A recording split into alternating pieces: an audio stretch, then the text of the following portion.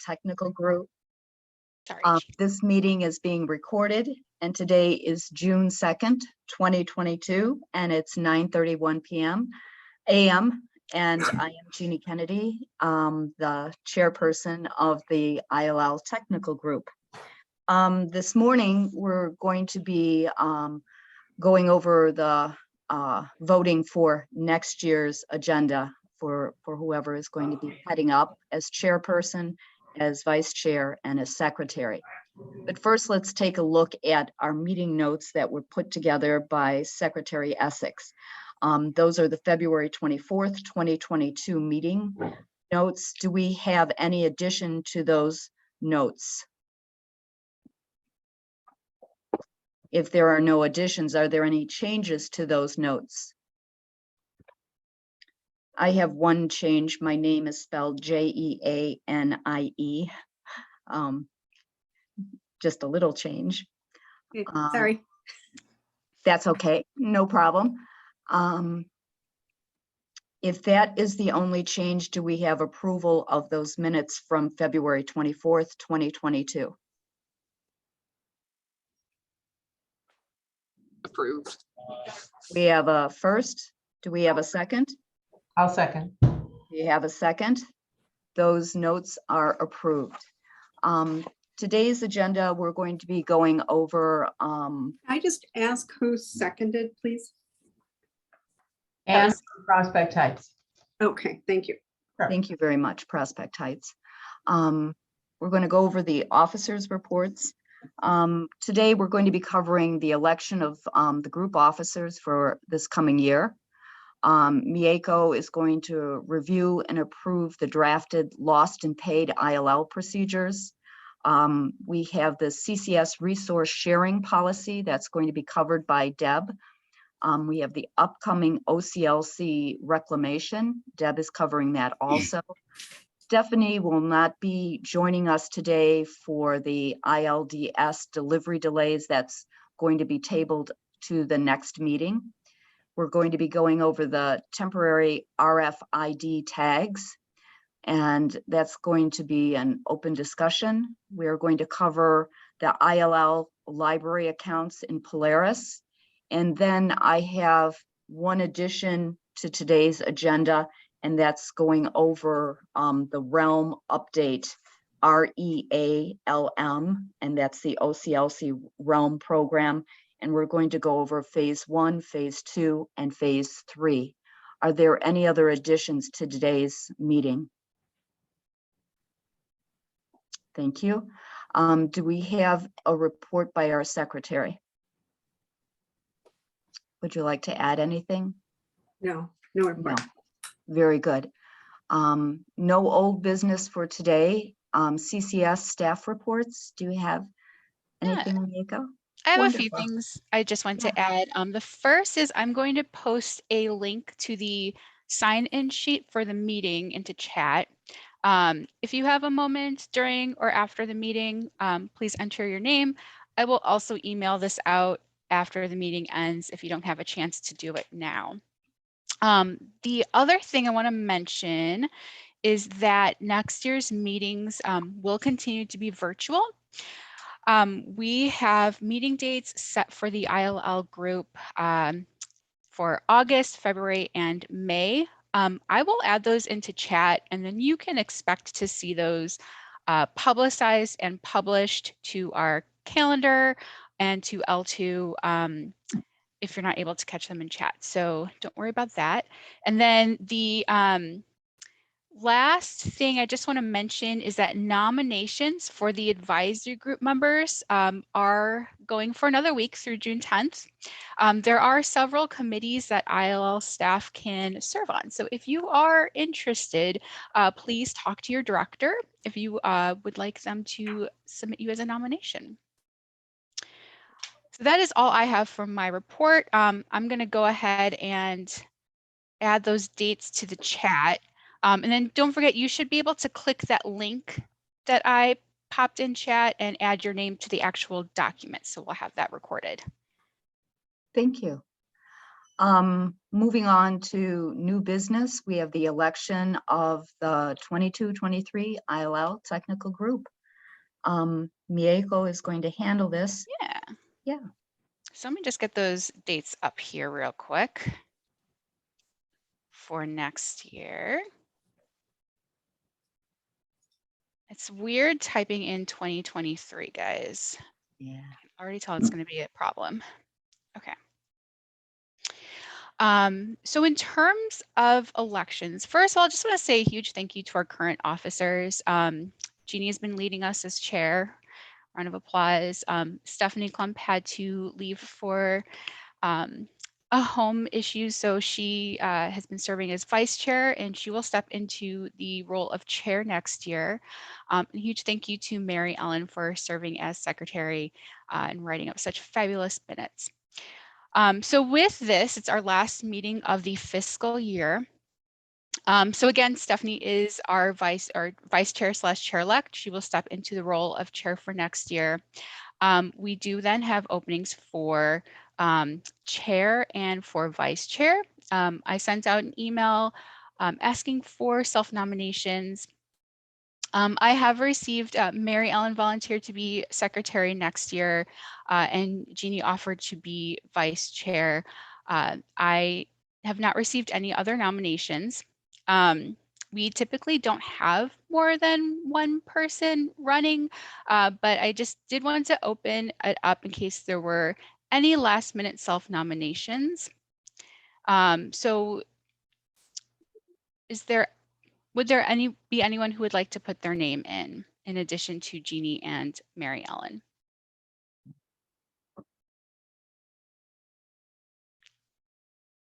As expected, I have silence.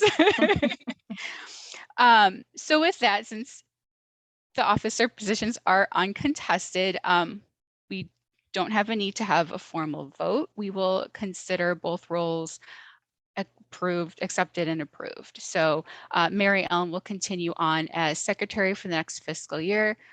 Jeannie will step back into the role of vice chair / chair-elect for the next fiscal year.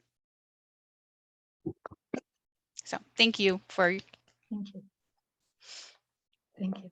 Wonderful. Okay, moving on. That again. Okay. New business, review and approval of the drafted lost and paid ILL procedures. Mieko. I'm sorry I'm talking so much, but here, let me share my screen. Yeah. So I did send out a drafted document to the group. I hope everyone had a few minutes just to kind of browse through it. So the background for this, as you all know from working with interlibrary loan items, you know that you're not able to delete or withdraw an ILL item record. All the actions have to be taken from the ILL request record. However, that ILL request record will remain on the patron's account until it's deleted and removed, but it cannot be deleted and removed unless the ILL item is available. So if you have an interlibrary loan item that's transitioned into lost and the patrons paid for it or the library waived it, you're essentially kind of stuck in this cycle where you're not able to remove that ILL request record because the item is not available. So in order to just kind of give guidance for when this happens, it did put together very short procedures for what to do if you have a lost and paid ILL item. So this, this situation is rare. I did check on some numbers for like 2021, and out of, let's see, over 11,000 ILL checkouts last year, there were like 58 that were paid or waived by patrons. So it really is, doesn't happen too often. And when it does come around, since it doesn't happen too often, you may not quite remember what to do. So I did have some draft procedures here. These procedures have been reviewed and recommended by the Circulation and Interlibrary Loan Advisory Group at their last meeting. So essentially, what these procedures are asking you to do once a lost ILL item is paid for or waived, staff would then check the item in. So assuming you don't have a physical item there, you would either need to copy and paste or key in the item barcode. And this way that the item becomes available. And since the item becomes available, you're then able to return and delete the interlibrary loan request record. So hopefully you've had a chance to look at the draft procedures. I'm going to switch over to Leap right now. Let me just get that set here. Switch over to Leap so I can kind of walk you through this process. You can see what it looks like.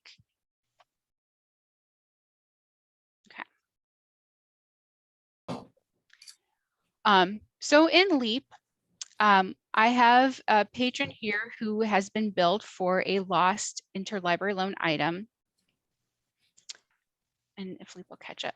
So essentially, whenever my patron is ready, they're going to pay for the item, or I might opt to waive the bill for the patron. But after that fee is taken care of, the fee is cleared from the patron's account. However, we still have this ILL item here where the item status is lost. And because of that, I'm not able to return that request. And problem is it stays on the patron's account for eternity. So what you would do then is you would get the barcode. So there's several different ways you can do this in Leap. I'm just kind of clicking through to access it from the item record. Check in the item. So I've copied my barcode. I'm going to paste it in. You will run into your usual block messages. So the instructions tell you to continue through. And then because the item has already been paid for, you come up to this lost and paid resolution dialog box. So the actions here are to credit the patron, refund the patron, or leave as is. So this patron has paid for it. We're not going to refund the patron. So we're going to leave as is. And then just zoom out here so I can click access my continue button. So now after I've checked it in, I can see that my ILL item, the status is now back to available. Nothing's happened with the patron's fee. It's still considered paid. It's still in their transaction summary history as paid. But because this item is now available, I can then return it and I can also delete it. So that will clear the ILL request record from the database when the library is ready to get rid of it. Okay.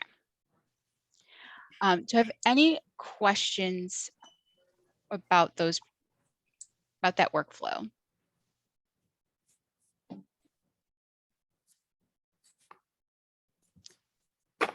Diego? Yeah, Jackie. No, the workflow is clear to me. I had a couple of these hanging out there for a long time that I never knew what to do with. And now I can't remember who the page, like I want to locate those so I can correct them now. Can I find them from the request manager? What's the best way for me to find them? Yeah, you should be able to find them from the request manager. Let me just check something real quick here.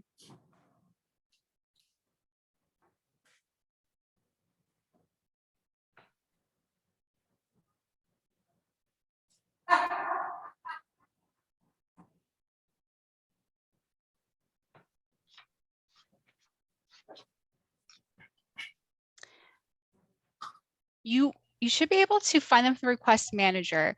So the ILL status would be received, and then the ILL tab in the request manager does list the items status as well. So you can look to see which item statuses are lost. And then run through, open that record up and run through those procedures from there. What I do in addition to that is I sort it So you can sort the ones that are lost and then they just pile up. Makes it really easy to identify. It's a good idea. Thank you. Nico, I have a question about the actual charge that is associated with the ILL item. Because I know it has that like standing charge of like 2501 for ILL items. Is there a way to, is it worth adding procedures, because that's almost never going to be the actual charge for the physical item itself? Or is there a way to edit that charge that I'm unaware of? There's a couple of things you can do here.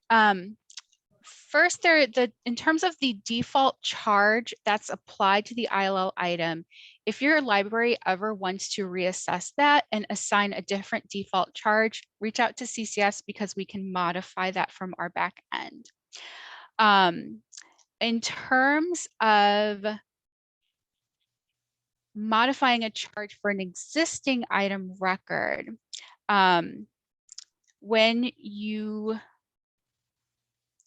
before the item is billed, I know you can adjust the price of the item within the actual item record. So if you wanted to do it like piecemeal when items come in, you can do it that way.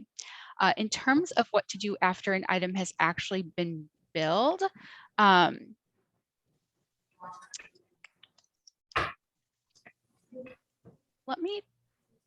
me take a look to see what options we have after an item's already been billed. It's that scenario that's only ever happened once, but because of that, it's like, oh yeah, this is a thing.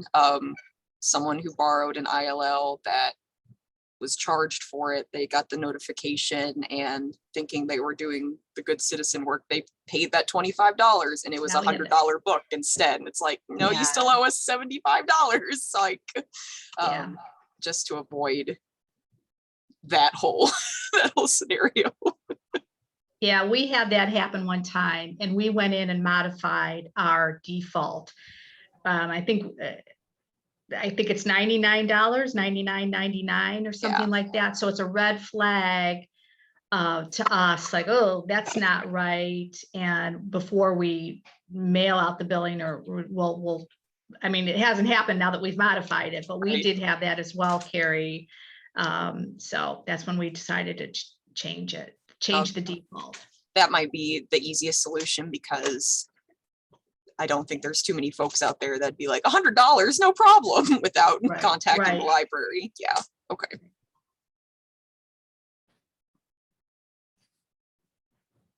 Don't we usually reach out to the owning library to find out what the actual cost is? Like, I've been contacted a few times by other libraries that have borrowed our items and been asked to send a bill so that they can share that bill with their patron.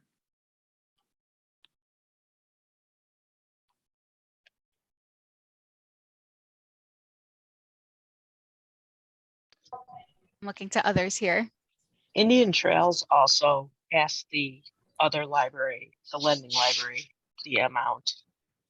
So, and we kind of email the member, try to email them first and say, this is what the cost is going to be. That usually brings it back faster. Northbrook does the same. And just to clarify, I'm talking about items that are loaned through, OCLC willed share.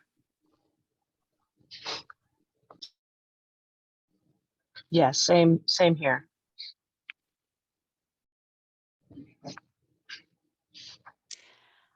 So one thing I can do, I can add a note to the procedures about what to do if you need to adjust the fee. And then I'm trying to figure out if what's the kosher way to go about this, if it's to approve the procedures as is with the expectation of a modification, or if we should wait until the next re-review at the next ILL. At least for me, this is Yeah, I don't know, because it would be amended to I guess, the beginning of these procedures, because this is really after it's all been reconciled. So I don't have strong opinions on making this part of these written procedures right here or having something separate.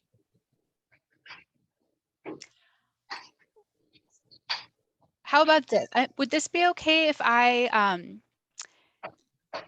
we wait to approve until the next meeting? So I will modify the procedures for what to do if you need to alter a bill rate.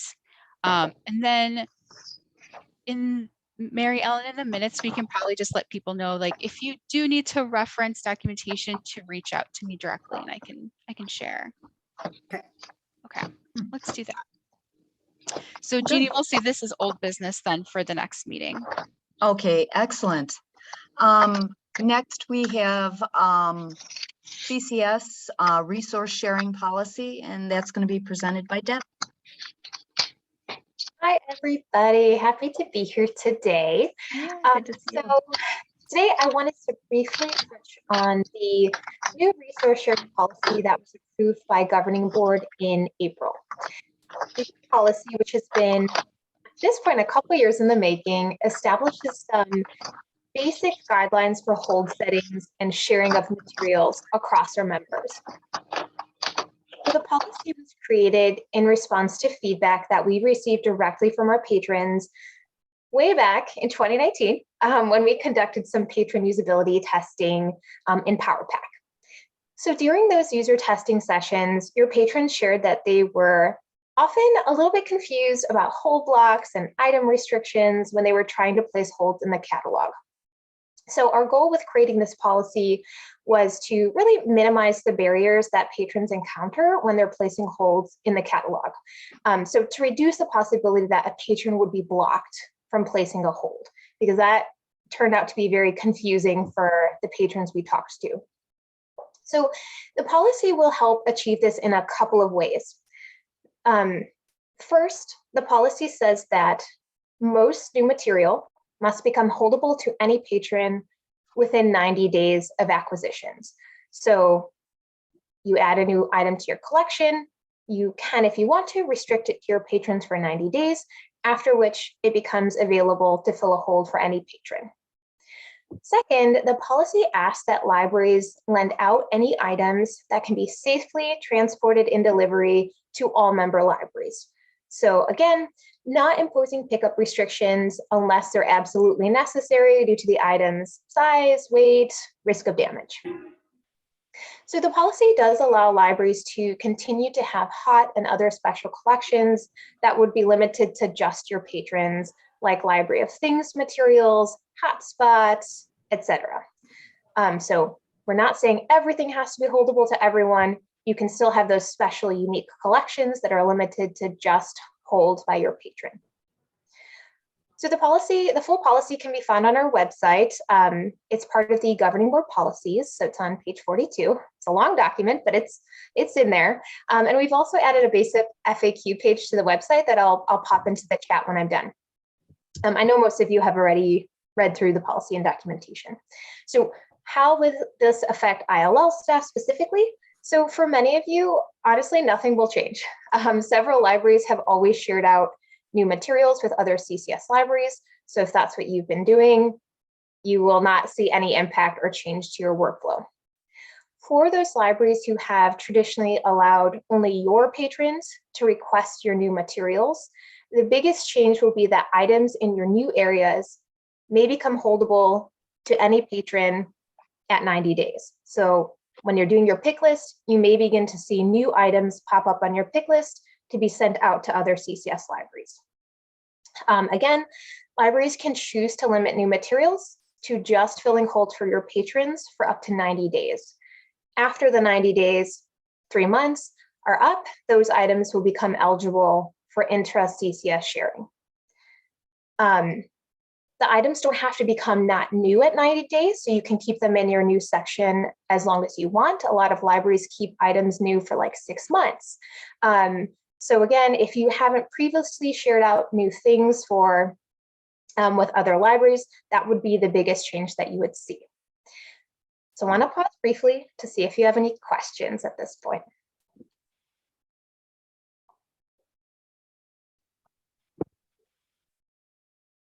I think that's good if there's no questions. Hopefully it's very clear.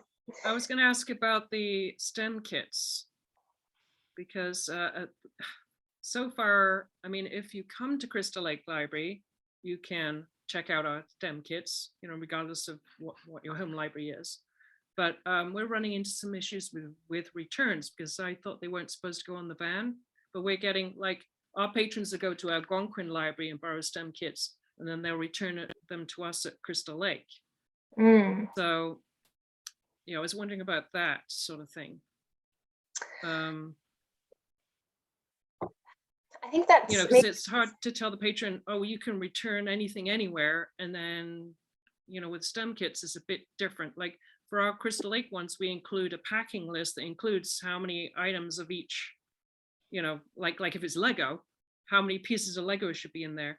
Or all the, you know, if our STEM kits are returned to another library, are the people at that library, the staff at that library counting all those and checking off and then before returning them on the van? Yeah, I do feel like this is probably outside of the policy. I don't know, you know, how libraries typically handle these types of things that need to specifically be returned to a given library. Do libraries, I don't want to veer too far off track, but do libraries typically have a note on the item that says it must be returned to library XYZ? Yes, ours do. We have the like sticker that says, you know, you can't even return it in the outside drops. You need to bring it in. And we have a cart that they return all those kind of activity kits. I mean, obviously, you know, patrons sometimes don't read, or whatever, and throw things in the drop that will fit in there, and then it's all over the drop. And I'm sure that that's probably part of a problem with, you know, Crystal Lake getting something from Algonquin and then not wanting to drive back there, so they're dropping it off at Crystal Lake. And So is the expectation? I guess I could talk to Algonquin specifically, you know, but I wonder if the expectation is that the receiving library, the returning, the library it's returned at, will they be counting all those items?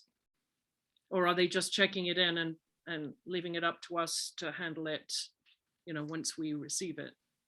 For other multi-part items that are returned at your library, do you count pieces?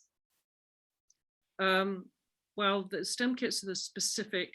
There's also puzzles, but puzzles is usually the puzzles are not so many pieces and not so many specific, so it's more complicated. And the puzzles do go on the van.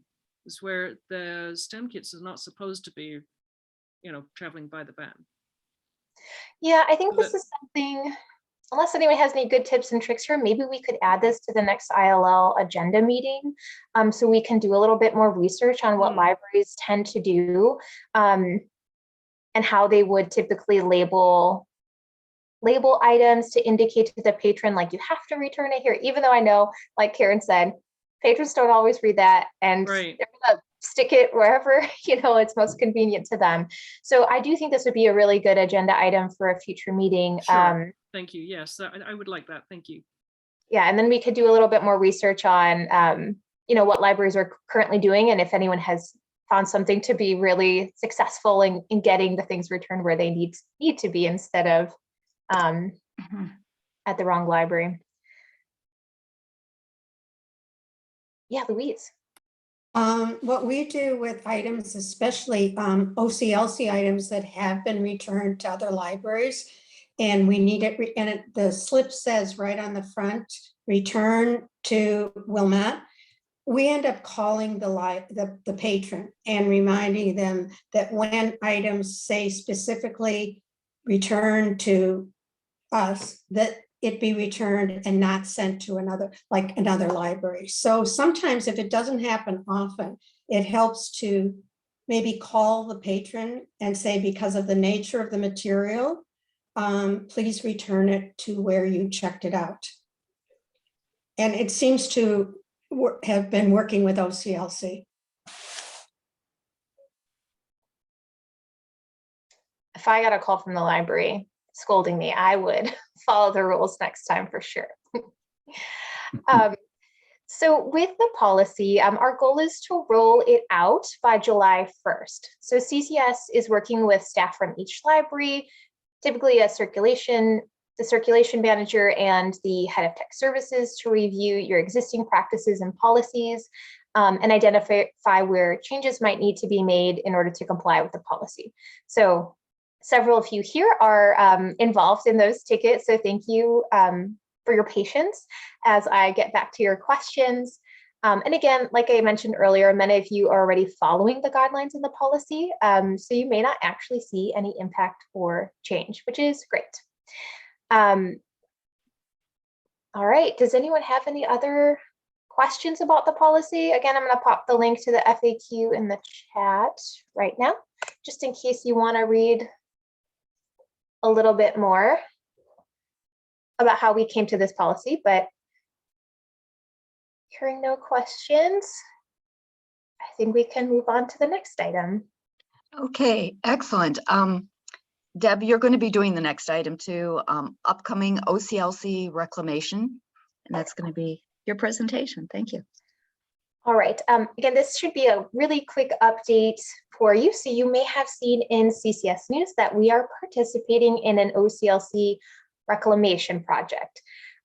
Earlier this year, OCLC offered members the chance to reset their WorldCat holdings for free. So typically they charge for this service, so free is great, and we love to take advantage of that. The goal of the project is to make our OCLC holdings as up-to-date and accurate as possible, so that you all aren't receiving ILL requests for titles that you no longer own. So as part of that process, CCS sends, or we already sent them, we send them a file of all of our holdings for all of our libraries. So we send them a file that tells them everything that you own. OCLC compares that file against the holdings that currently exist in WorldCat, and then they will remove any items that you no longer own, and then add in any titles that you own that were missing from WorldCat. So the result will be just a more accurate representation of our holdings in WorldCat. So CCS has already delivered our database file to OCLC, and they'll begin reviewing it over the next week or so.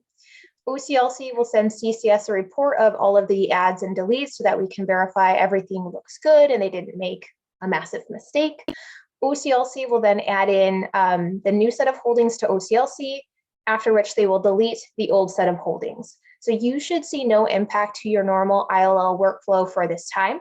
I clarified with a couple of the other consortia who have done this that at no point will you see 0 holdings for your library in WorldCat. So again, it should be very seamless. You shouldn't notice an impact. But again, this will just make sure your WorldCat holdings are up to date as possible so that you're not receiving requests for, again, things that have been removed from your collection. Any questions on that?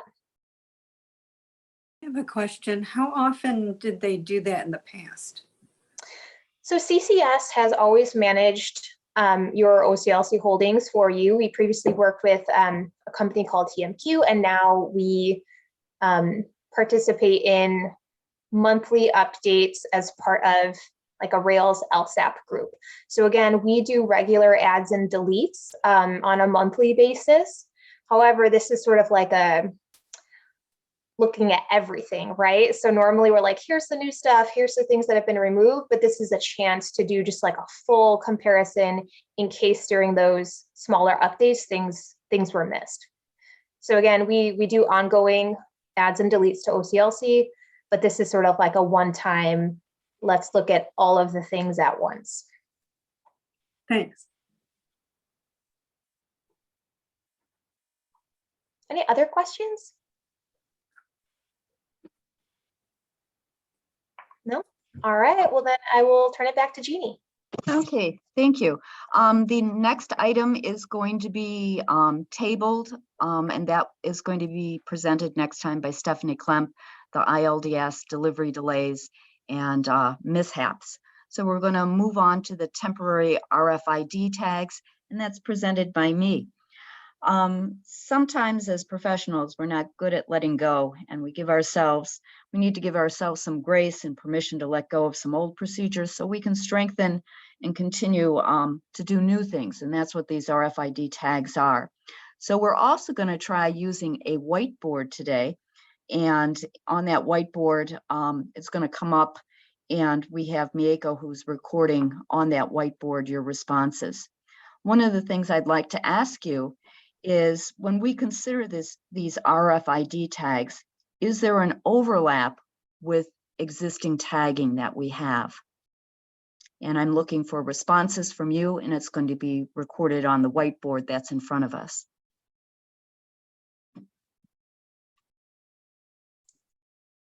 Can you explain what you mean by overlap of tags, just so I have a clear understanding of what you're talking about?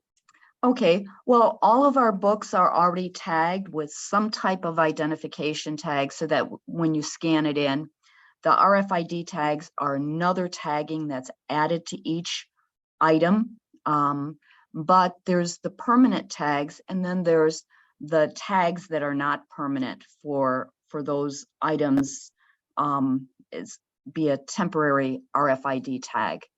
So does anyone see any other overlaps besides that?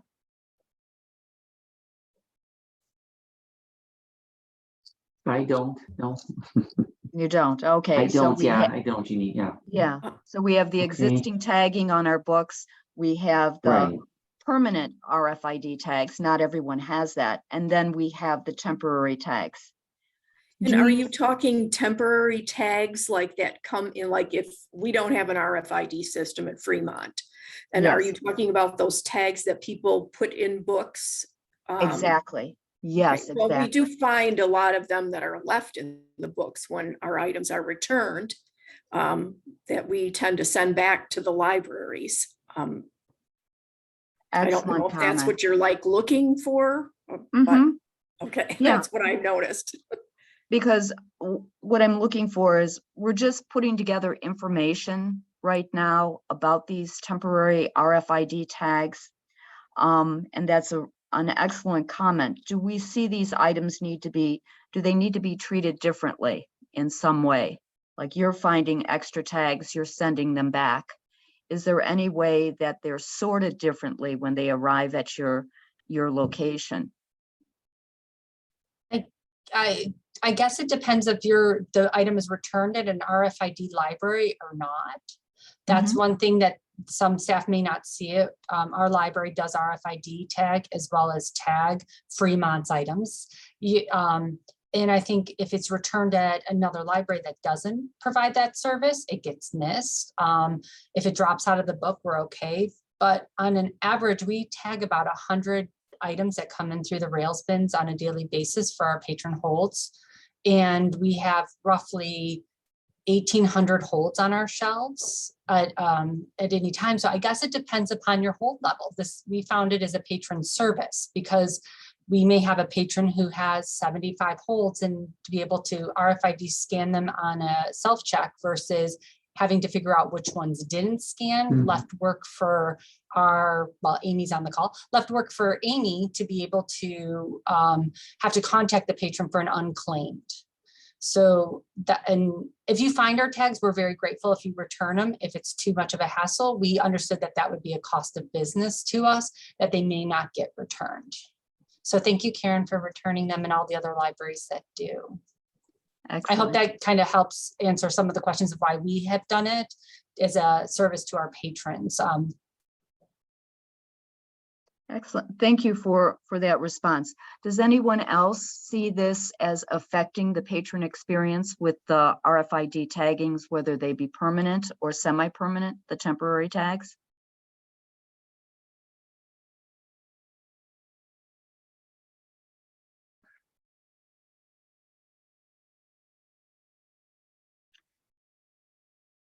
Do you have people still bringing books to the desk to be checked out that do not have RFID tags in them?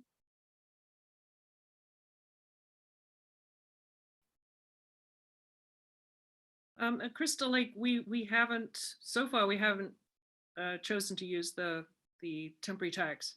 So Okay. items that come in on hold that don't have RFID tags, we've sort of been in the process of training patrons to scan the barcode to check it out.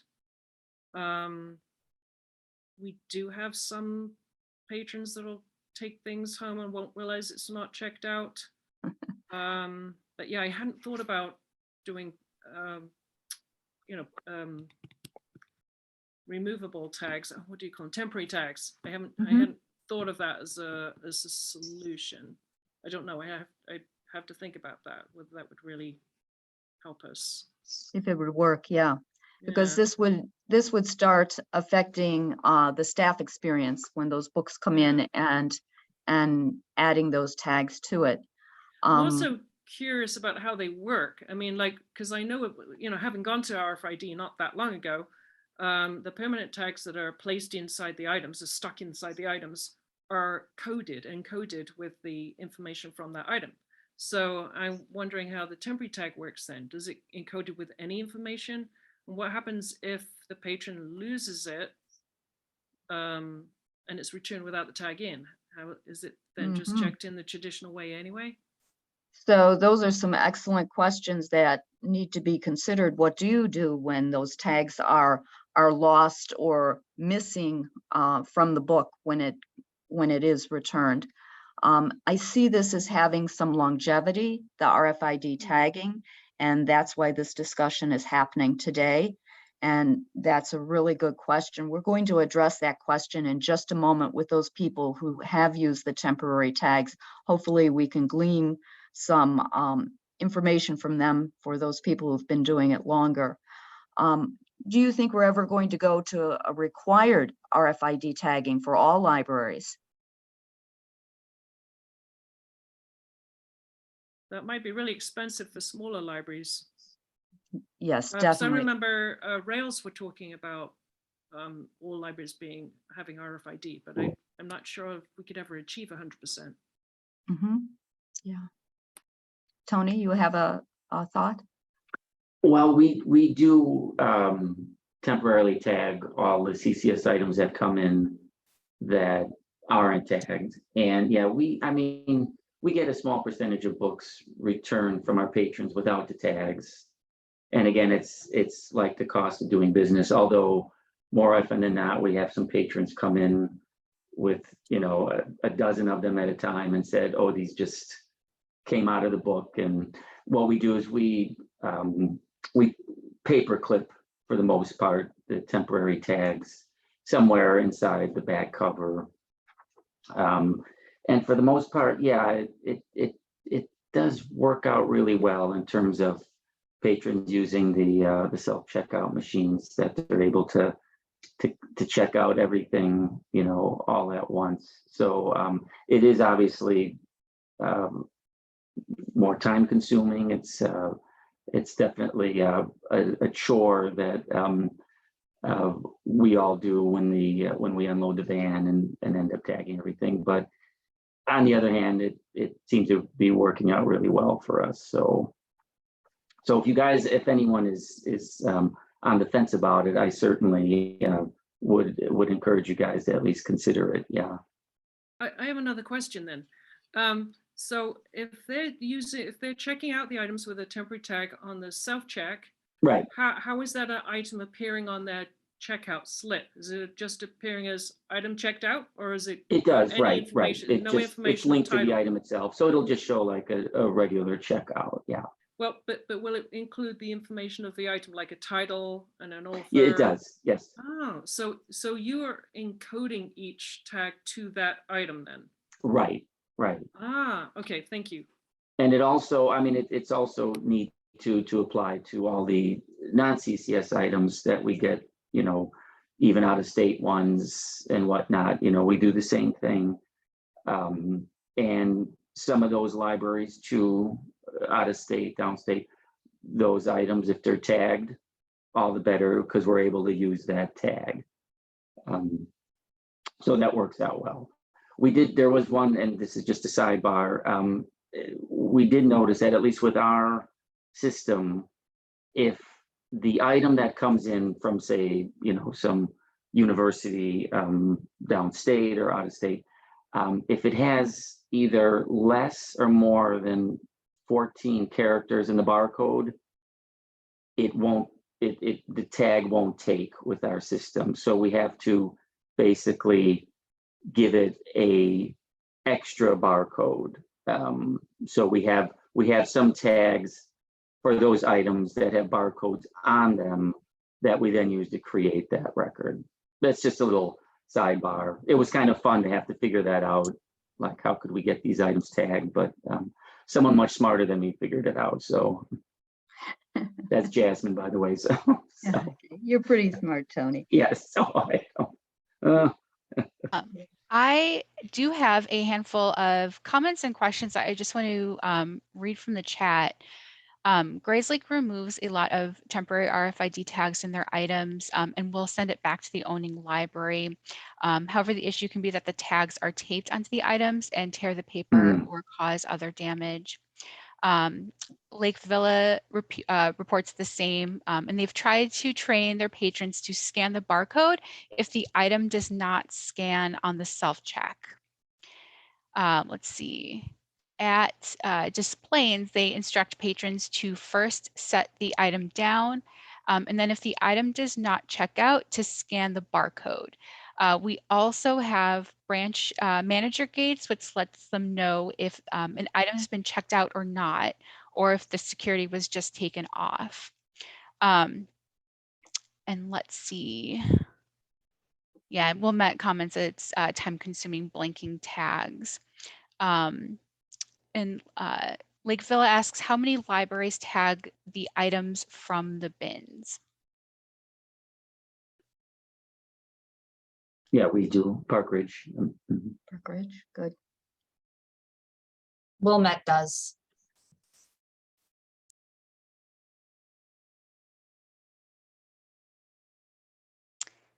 Let's see. Northbrook does.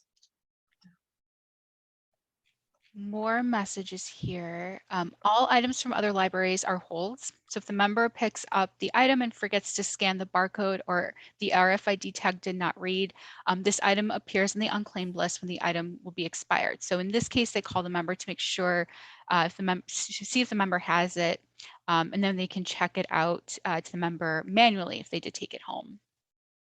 Northbrook uses tape that's minimally sticky and doesn't damage patrons. Fox River Valley is reporting they don't temporary tag items. They follow the similar procedures for self-check as Crystal Lake and Displays. And again, we do at Park Ridge, we don't use any tape. We do use the paper clips, which of course also might be a reason why the patrons sometimes get separated, you know, from the book, because they're a little bit more loose than tape might be. But again, it doesn't seem to be that big a problem ultimately. And to piggyback on what Tony said, so we have noticed, I think the only hiccup from tagging our materials is that a patron may inadvertently put it back into another book that may not have had RFID tag. I'll be honest, it has happened where inadvertently the item got either put in transit again, checked in. It happens occasionally. It's not a consistent thing, but that's one of the downfalls of it. We wanted to do the paper clips like Tony did, but we have a bulk separator, so it goes up on a conveyor belt, so we can't use paper clips because if not, it'll slip down into our thing. So we've been testing out different styles of tape. Right now, we're using the Post-it 3M non-stick tape that many libraries use for their damage tags. Yes, and Julie, just so you know, when we tag an item, we scan the barcode and it reads through Leap. So it'll read everything and all that information. And then when the tag comes back, we just blank it. And as Louise said, it is time consuming, but it does give some staff some time things to do, especially in our later night stuff. It's not the greatest, but I don't know if reverting back to making a patron scan something versus having this RFID already up is possible. That's retraining our patrons on something that we just trained them on for the last year. So that's where we're also going through that. Now I've heard of people are taping, people are attaching with paper clips. What is the tag actually attached to? Is it attached to an index card or just a piece of paper? And where are you placing it in the book? I'd like some responses either in chat or verbally, either one. That's very helpful to the rest of us. And then how many of these temporary tags do you have in reserve and how are you storing them? Yeah, we do put them on standard like index cards, basically the tag itself. And yeah, I mean, I'm sure that we have, you know, a few hundred maybe that are just kind of standing by, you know, because we obviously, we do a lot of tagging every day. So, and we have run out occasionally. So we have to kind of create some as we go. But I think right now we have a pretty good reserve, and it's a good idea to have them standing by. And how are you storing these 100 temporary tags, and how are you sorting the ones that you need to clear and the ones that are already cleared? Right, we have some smaller bins that we just put, and they're both labeled, you know, to be cleared and then to be used, you know, so the ones that are cleared, and then those have to be blanked, and then once they're blanked, they could be used again. So it's you know, I mean, we've been doing it now for a few years, I guess, and it's, you know, it's just one of the routines that's been added to the patron services day. So it, you know, it could be a bit daunting at first when you think about it, but yeah, I was probably against it at first, but you know, we all made the adjustment, and the patrons obviously benefit too, so that's always a good thing. The storage doesn't take up very much space. Right. Our card stock, excuse me, we have card stock that we have put our logo on to affix the RFID sticker to it. And there may be 3 inches by 2 inches at the most. We do the same as you, Amy, at Northbrook. I have a question for Tony. Yes. If you're putting RFID tags in WorldShare or Yes. OCLC items, Right. how do the patrons check them out? Like, what due date do they use? Just 3 weeks? It defaults to our standard, you know, if it's, you know, like a standard book or something, it would be 3 weeks. So, and I know that, you know, we get items that sometimes have 4-month due dates and whatnot. So, but we do default to our standard checkout time for those items. It's handy though if a patron wants a renewal and the item isn't due back for 4 months, then we could certainly work with them. But yeah, but otherwise we assign the standard due date that we would for our items or your guys' items too. Okay, because we have been putting bookmarks in our items and also designating them as non-circulating as a default, so that they cannot check those out with the self-checks. They have to bring them to the desk. Oh, I see. And so Okay. we give them the real due dates. Oh, okay, that's on those. interesting. We do not RFID our non-CCS interlibrary loans. We have them, we call the patron when they come in and let them know that they'll be held behind the circulation desk specifically. And that way the circulation staff, we have cards in there that say what the due date is, and our circulation staff gives them that specific date. We don't use RFID tags in those.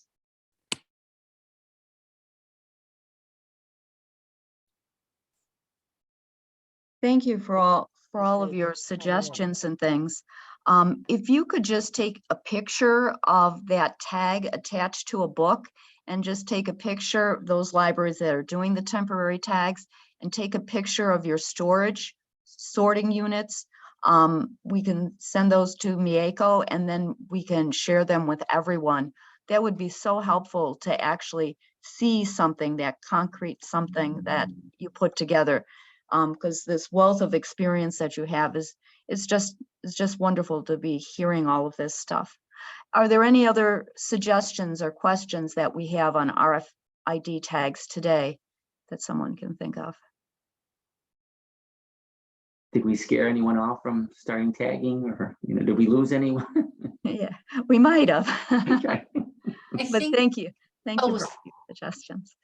I think the only other thing that I would mention is if your library is going to RFID, depending upon which tag you take, it may take a couple weeks for us at other libraries to have it updated into our systems. So knowing the tags of future RFIDs helps, like especially with Glenview, they're going through their RFID process right now. Was very fortunate when it scanned on our tag and it worked. So just those little things is recently going through RFID. That was the longest process ever with the company that we used. So to be able to manually do it and set it up on each terminal that needed to do it. So that would be my only other suggestion is if you're looking at it, then letting the group know as soon as you have your tags. Wonderful. Thank you. Well, let's move on to the last agenda item, and that's a review of the OCLC Realm project. If you recall, last time I told you about the research that OCLC was doing on COVID and how they were sharing it with all the various libraries. And what the Realm project stands for: Reopening Archives, Libraries, and Museums. And it's currently in 3 phases. Phase 1 was preparing for the reopening of libraries, and that was from May of 2020 to August of 2020. Then they moved into phase 2, which was additional research to support operations of libraries, and that was from June 20th to October 20th of 2020. And there they conducted all those laboratory tests on the lifespan of the COVID virus, on a range of materials and how those materials were handled, and they shared those with all the institutions. So now they're into phase 3, and phase 3 is the monitor, update, and communicate. That started in October of 2020, and it's going to September of 2022. Here they're continuing to monitor and review new COVID research and the community response, and update project resources. How they're doing this is they're having these hub meetings so that we are all prepared in case there is another crisis in the future. And they're basing it on being a community-centered approach. First, they're identifying the communities and their needs. Second, they're building capacities for space and collections, equipment, and the various skills needed. Then they're working on design and the delivery of services. So when we're looking at all of this, when we're talking about the communities and their needs, we're talking about communities who've contacted institutions directly to help libraries help them. Sometimes that help came in the form of distribution of food, distribution of information, distribution on their websites, and also distribution of emergency funding. Sometimes people didn't know where to go to contact the contact information. So among the needs described by the forum participants was social connection and well-being. Because during these time periods, while isolation became necessary, and it was necessary for a safety measure, especially during the first phase of the pandemic, participants were keenly aware of community members who depended on libraries in particular for a place to feel connected with others. And all of us know this feeling when those certain people walk into your library, they say hello to the staff on a regular basis, and they park themselves. You can say, oh, that's so-and-so's computer or so-and-so's chair. And we also look forward to them being there every day. So the feelings were mutual, and staff missed seeing and interacting with their community members. Participants described staff who were struggling with not having enough work to do also. And new residents who couldn't get to their library, didn't know what the library resources were, and their children couldn't visit the library. So they were working on reducing barriers and access to materials. And the biggest impact was on the digital divide, those who had computers at home and those who hadn't purchased a computer or couldn't even afford a computer. And this is where we had children who were at home who needed computers in order to interact in their school environment. Also, libraries were asked to provide space to host essential community events. These community services might be related to health, legal, or social services. As the courts shut down, people needed to do their interactions with court judgments on a Zoom meeting. Where were they going to go for this private session where other people around them couldn't hear? The library was one place where they could go. Also in this phase 3, they're looking at the staff skills and expertise. Some institutions have taken this time of disruption in the day-to-day work to revitalize their skills by taking classes, professional development, whether it was in person or on Zoom. But once that kind of wore out and we were all really super educated, we had to find other ways to use our time. Space and equipment was especially important. Many institutions did more outdoors, use their outdoor space in more and different ways. The operation of the library also moved their locations. Sometimes we were in the local park. Sometimes we were in the coffee shop. Sometimes not in the coffee shop, but in front of the coffee shop meeting. And then lots of partnerships were developed during this time period. Access to health and human services were provided through libraries. There was food distribution, COVID information, COVID-19 test kits, post-vaccine clinics, increase in distribution of drug disposal kits, work with harm reduction programs.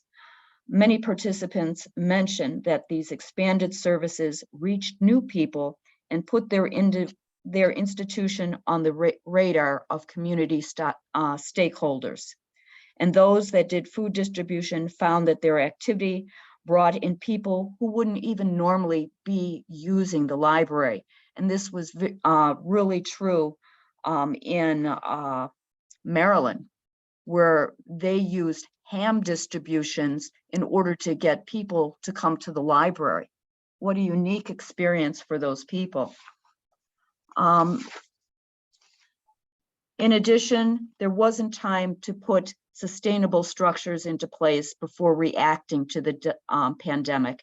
And that's what this last phase is doing.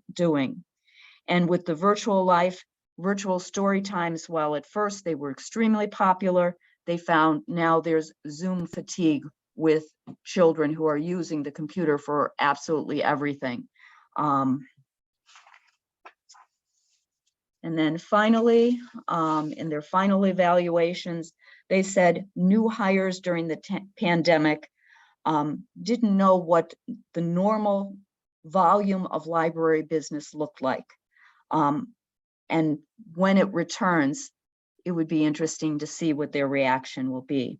So that was the summary of phase 1, phase 2, and phase 3, which ends in September. They just had a meeting in April. They had another meeting in the beginning of May, and there is one meeting that is happening in June. So yeah, that's the update. And it's always interesting to see that, to keep us informed, especially when we're here together. So I guess it's time to close this meeting. And I'm sorry. Yes. Yeah, Jeannie, we do have an additional agenda item on there. Oh, we do. What is yeah. it? Oh, we It was- do. The library accounts in Polaris. Yeah. Okay. This should be a quick discussion. Sure.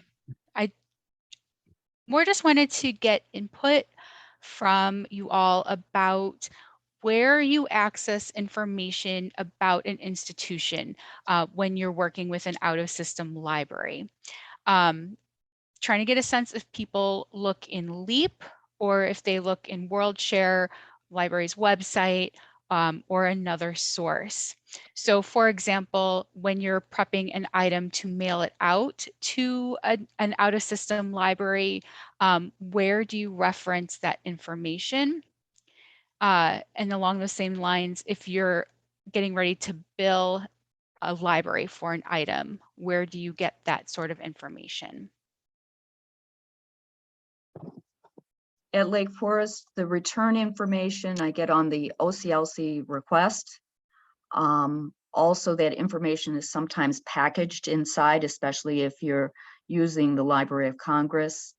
And then if the information just doesn't seem to be complete, then I always look on the internet and pull it up there. And then I'll call the institution to confirm, like say if it's at a college or something like that. Sometimes the source that sends things out is not the same place as the receiving end. Okay. We're pretty much the same. You check the OCLC paperwork with if you're sending something out, you're checking the address, but then when you're in LEAP and you're going to be checking the item out to that library, because that's how we do it, we always make sure those addresses are the same. If there's a discrepancy, yeah, sometimes we'll go to the library's website. Once in a while, we have to call if there's really confusion to verify the address with them. So it's both predominantly the OCLC paperwork and then LEAP too. Okay. Well, and additionally for us, sometimes on the paperwork, the address is incomplete or something's missing from it. So there's actually in OCLC under lending information supplier, there's like an icon, an eye icon for information. And sometimes I'll click on that. And then you go to a page where this particular one I'm clicking on is College of DuPage Library. And then there's tabs that you can click on and get to contacts. And it lists billing, general, location, returns, shipping. So so that's where I go if there's something missing or if it's not complete. That's what we use in Wilmette. It's good to know. And then just checking on some comments here. Fox River Valley generally checks the address attached to the request, then double checks both LEAP and the library's website because Carrie's a worrier. Same at Cary, and let's see, Fremont says they use the OCLC request at the library's website. So with this, if an institution happens to have multiple locations but share that same OCLC code, and this is a question that's probably geared more towards the libraries who reference LEAP, would it be helpful for you to have multiple LEAP patron accounts for each physical location, or keep like one central patron account since they fall under like the same OCLC code?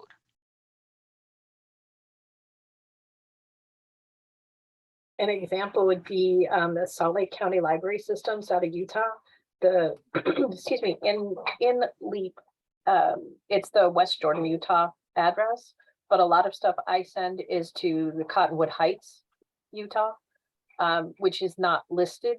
You know, it doesn't have an account in LEAP, but the name of the account is the same. It's still the Salt Lake County Library Systems.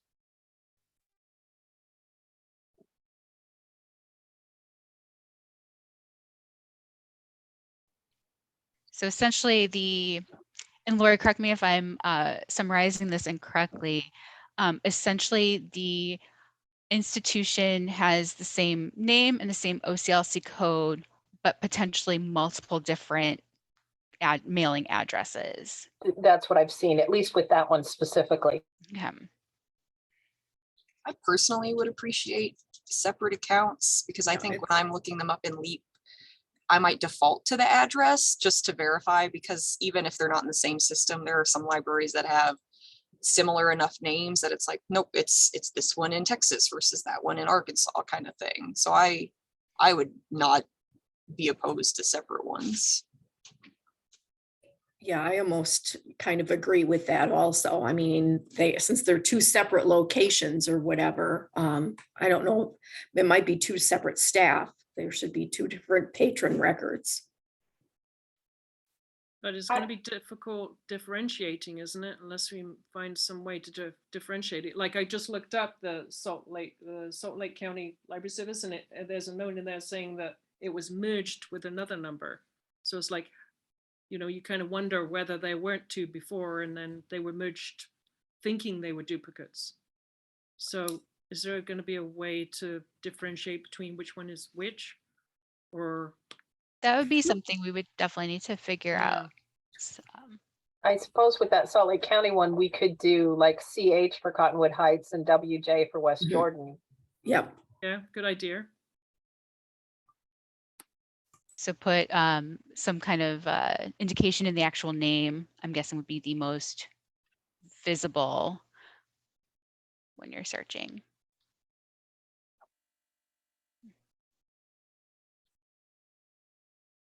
Okay. This is very helpful. Thank you.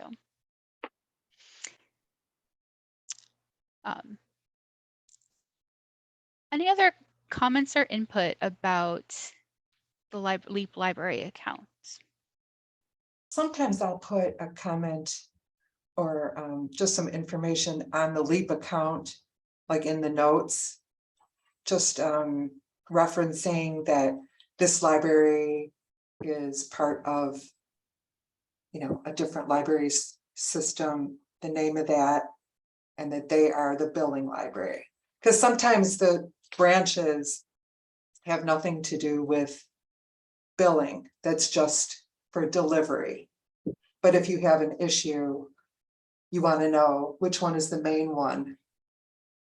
So I'll put a note in there if I run across that.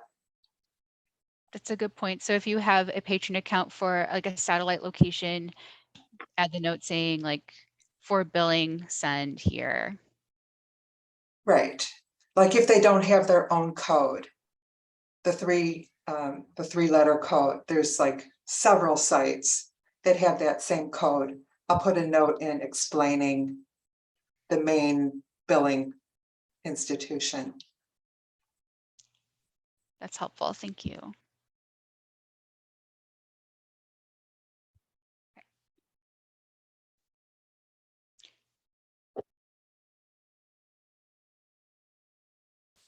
And Julie, you have a shout out. A thank you for the directory's reminder in OCLC. So this, I think this was helpful. This gave me the direction that I needed. So thank you all. And for that, I will turn it back to Jeannie then to conclude the meeting. Thank you. I'm glad that we didn't miss that one. It was a really good full meeting today. So it's time for me to say goodbye to all of you, I guess. So dear colleagues, this has been a fantastic year and thank you for allowing me to be your leader. It's hard to believe that this year has come to an end. And in some ways I'm glad because we're moving away from COVID and we're moving towards a more open platform in our libraries. I want you to know that you've amazed me in so many different ways. I've talked to some of you often, and some of you have tried to avoid talking to me at all costs. And some of you have shared your joys with me and made me laugh. And others have shared some really heartbreaking stories during this time and made me cry. So you have worked to overcome your fears, and so you can begin to reach your dreams again. And within not only your workplace, but probably also in your personal lives. Some of you have discovered yourselves this year. Some of you have become leaders. Some of you have excelled in helping others. And some of you are still finding your unique place in the world, and that's okay too. All of you have made progress in some way. And before we start our summer programming, I would like you just to take a little sheet of paper and write down something. Write down how you feel right now. Remind yourself that you did well this year. And remind yourself on what you want to improve on. Remind yourself of a few rules that you want to set up for the upcoming year and why you want to set them up. Remind yourself that there's somebody at Lake Forest Library who really cares. and read your note. Put it away, but bring it back out in August and post it somewhere where you can see it every day. Most importantly, I want you to believe in yourself. I will miss talking with you during the summer, but I know that you will move forward in order to accomplish the great things that your life has in store. Stop holding yourself back. Stop letting your fears hold you back. Let yourself do great things and give yourself permission to do better. Give yourself permission to be better. Give yourself permission to be successful. It can happen, believe in it, work toward it, and be sure to come back in August in our next meeting and tell me all about it. Thank you. Oh, Jeannie. Oh. Yeah, thank you. Very nice. You're welcome. Does Thank anyone- you to all you I know guys. it's virtual, but does anyone have any Kleenex? I gotta go back Virtual to work Kleenex. after this, Jeannie, for God's sakes. Thanks, Jeannie. Just eat some You're candy, welcome. Tony. That's the plan. Jeannie, I salute you, and Master Obi-Wan Kenobi salutes you too. So thanks, Jeannie. Thank Thank you. you. Thank you. Well, this meeting is adjourned and the time is 10:47, Thursday, July 2nd, 2022. Have a great summer. Bye-bye.